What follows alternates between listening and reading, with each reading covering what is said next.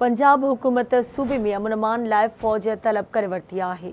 Article 245 तहत सूबे में फ़ौज तलब कई वई आहे। नोटिफिकेशन जारी कयो वियो आहे। पंजाब हुकूमत सूबे जे 6 ज़िलनि में फ़ौज तलब करे वरिती आहे। फ़ौज एयरपोर्ट्स, हसास ऐं अहम इमारतुनि जो कंट्रोल संभालींदी।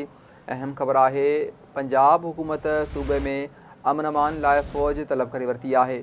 आर्टिकल 245 तहत सूबे में फ़ौज तलब कई वई आहे। पंजाब हुकूमत सूबे जे 6 ज़िलनि में के फ़ौज तलब कई वई आहे। फ़ौज एयरपोर्ट्स, हसास ऐं अहम इमारतुनि जो कंट्रोल संभालींदी। नोटिफिकेशन में इहो ॼाणायो वियो आहे। अहम ख़बर आहे, पंजाब हुकूमत सूबे में अमन अमान लाइ फ़ौज तलब करे वरिती आहे।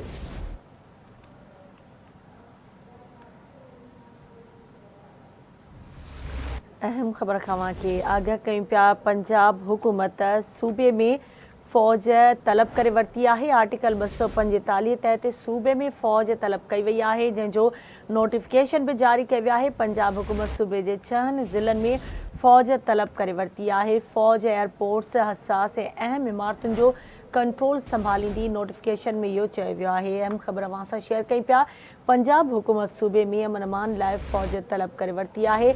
आर्टिकल 245 तहत सूबे में फ़ौज तलब कई वई आहे, जंहिंजो नोटिफिकेशन भी जारी कयो वियो आहे। पंजाब हुकूमत सूबे जे 6 ज़िलनि में फ़ौज तलब करे वरिती आहे। फ़ौज एयरपोर्ट्स, हसास ऐं अहम इमारतुनि जो कंट्रोल संभालींदी। नोटिफिकेशन जारी कयो वियो आहे।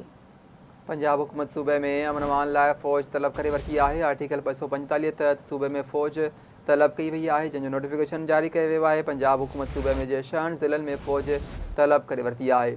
फ़ौज एयरपोर्ट्स, हसास ऐं अहम इमारतुनि जो कंट्रोल संभालींदी। अहम ख़बर आहे, पंजाब हुकूमत सूबे में अमन अमान लाइ फ़ौज तलब करे वरिती आहे।